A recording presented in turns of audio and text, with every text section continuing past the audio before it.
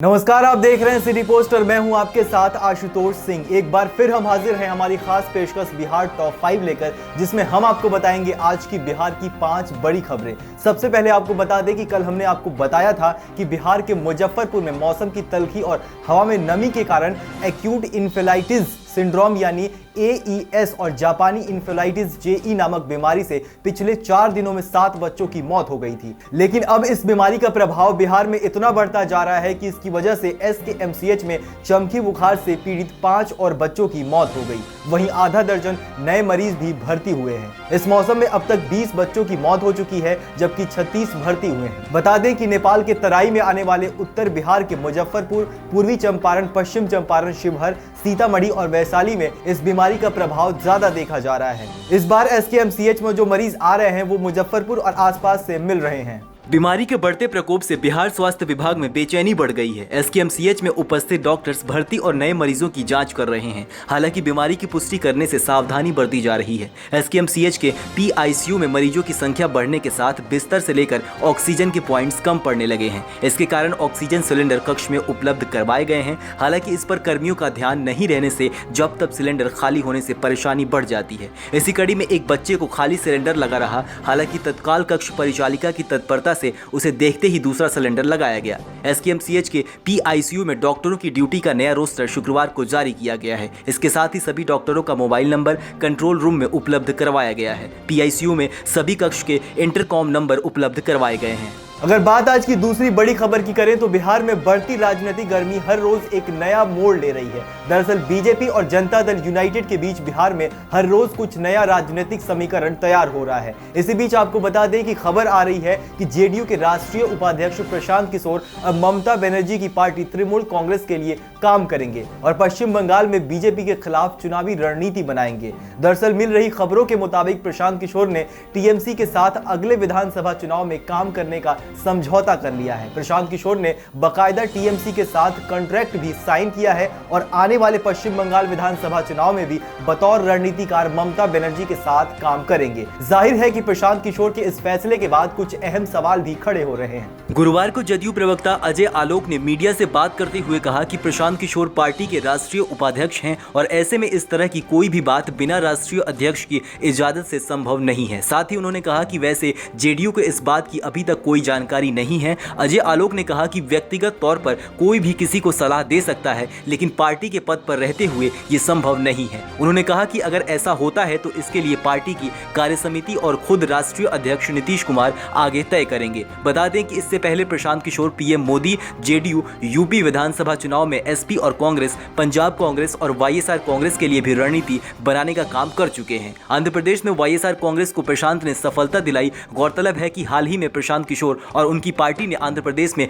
YSR Congress के लिए रणनीति बनाई थी और इससे उन्हें जबरदस्त सफलता भी हासिल हुई थी। आंध्र प्रदेश में जहां जगन मोहन रेड्डी अपार बहुमत के साथ मुख्यमंत्री बने, वहीं उनकी पार्टी 25 लोकसभा सीटों में 22 पर जीतने में कामयाब रही। अगर बात आज की तीसरी बड़ी खबर की करें तो बिहार में दिनों दिन बढ़ती जा रही कानून व्यवस्था को लेकर CM नीतीश कुमार शुक्रवार को समीक्षा बैठक कर रहे थे। इसमें गृह सचिव अमीर सहवानी और DGP गुप्तेश्वर पांडे के अतिरिक्त राज्य स्तर के कई आला अधिकारी भी मौजूद रहे। लगभग 3 घंटे तक चली इस मीटिंग में CM ने कई आदेश दिए।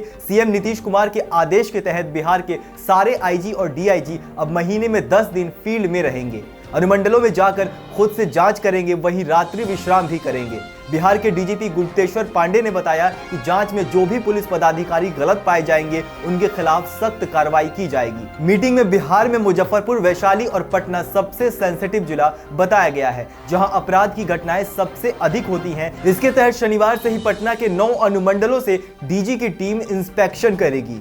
मतलब अनुमंडल मुख्यालय में उनको कैंप करना होगा।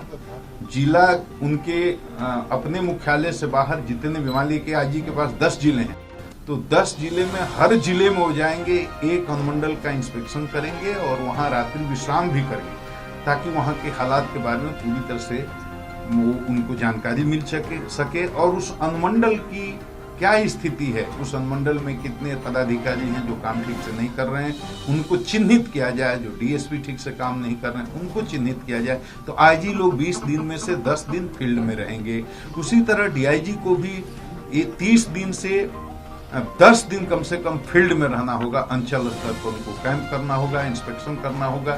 दोषी जो पदाधिकारी हैं, लापरवाह पदाधिकारी, उनको चिन्हित करना होगा। अब ये टास्क दिया गया था आईजी लोगों को कि अपने अपने जोन से 5-5 ऐसे डीएसपी की सूची बनाएं जिनका काम संतोषजनक नहीं है, जो अपराध नियंत्रण में रुचि नहीं लेते हैं। तो सभी आईजी साहब लोगों ने अपने अपने जोन से 5 ऐसे डीएसपी की सूची बनाई है। चलिए रुक कर लेते हैं आज की चौथी बड़ी खबर की ओर। लोकसभा चुनाव में राष्ट्रीय जनता दल हार की मुख्य वजहें तलाश रहा है ताकि आगामी विधानसभा चुनाव में दोबारा दमदार लड़ाई की जमीन तैयार की जा सके। 3 सदस्यीय टीम को हफ्ते भर में रिपोर्ट देनी है। अभी तक जो मुख्य वजहें सामने आई है उनमें स्वर्ण आरक्षण बिल का विरोध, महागठबंधन के सहयोगी दलों के आधार वोट का ट्रांसफर नहीं होना और यादवों का अति पिछड़ी जातियों के साथ तालमेल नहीं होना पाया गया है। चुनाव नतीजों के बाद हार की हताश से उबरने के लिए आरजेडी के शीर्ष नेतृत्व ने तेजस्वी यादव की अध्यक्षता में पराजय के वास्तविक कारणों की पड़ताल जरूरी समझी।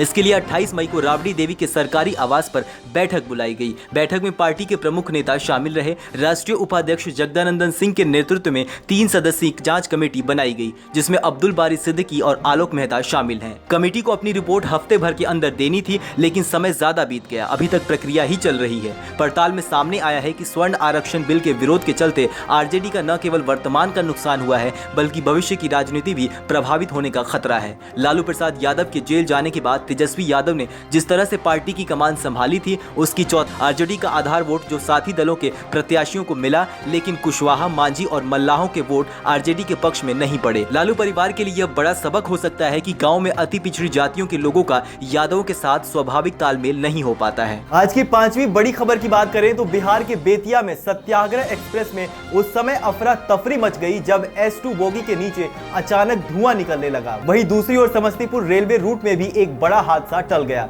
बताया जा रहा है कि अचानक वैशाली सुपरफास्ट एक्सप्रेस के एक बोगी में शॉर्ट सर्किट से आग लग गई। बिहार के रक्सौल से दिल्ली जा रही सत्याग्रह एक्सप्रेस में बेतिया स्टेशन के पास आग की चिंगारी और तेज आवाज से यात्रियों में हड़कंप मच गया। हालांकि ट्रेन के गार्ड ने तुरंत ही कंट्रोल रूम में सूचना दी, जिसके बाद नरकटियागंज पहुंचने पर कैरेज कर्मियों ने जांच की और ब्रेक बाउंडिंग को ठीक कर ट्रेन को रवाना कर दिया। वहीं दूसरी घटना बरौनी से दिल्ली जा रही वैशाली एक्सप्रेस की है। बेगूसराय से पहले ही तेघड़ा और बछवाड़ा स्टेशन के बीच हुई घटना के बारे में बताया जा रहा है कि ट्रेन के 3 AC के B1 बोगी में आग लग गई, जिसके बाद आग फैलने के अंदेशे के बीच यात्रियों में हड़कंप मच गया। हालांकि ट्रेन स्टाफ ने तत्परता दिखाई और जल्द ही आग को फैलने से रोक दिया गया। इसके बाद यात्रियों के जान में जान आई। ये थी आज की 5 बड़ी खबरें। देश और दुनिया की ऐसी ही तमाम खबरों के लिए आप बने रहिए सिटी पोस्ट पर। लाइक, शेयर, सब्सक्राइब जरूर करें। हम कल फिर हाजिर होंगे। नमस्कार।